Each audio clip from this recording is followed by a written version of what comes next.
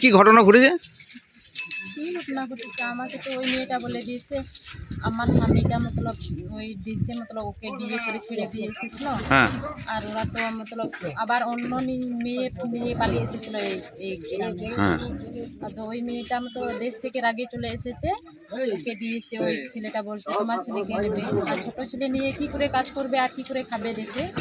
সেই জন্য ওরা কে বলে দিয়েছে এই দেশে নিয়ে নিয়ে চলে গিয়েছে।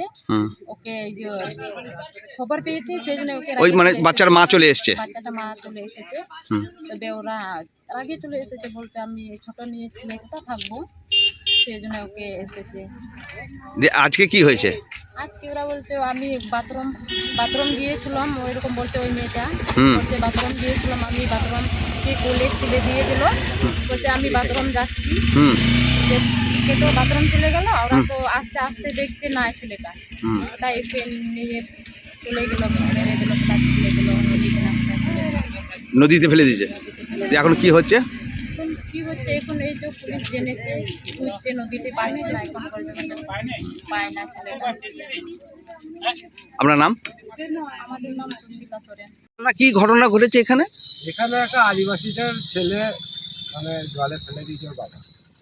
এবার ঘটনা হচ্ছে যে আপনার ওরা নাকি দেশে বিয়ে করেছে, সেই বউটা এখানে চলে আসে আর একটা অন্য মেয়ে নিয়ে এখানে কাজ করে।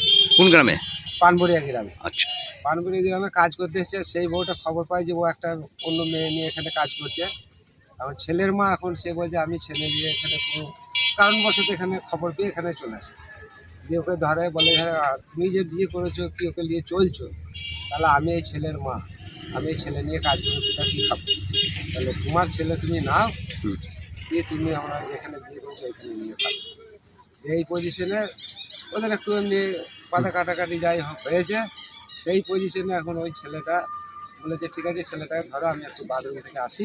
বউটা বলেছে? বউটা বলেছে। দিয়ে ছেলেটার কোলে দিয়ে বাথরুমে গেছে, আর ও সেই সময় মানে মেরে হরি নদীর জলে বাচ্চার বাবা? বাচ্চার বাবা।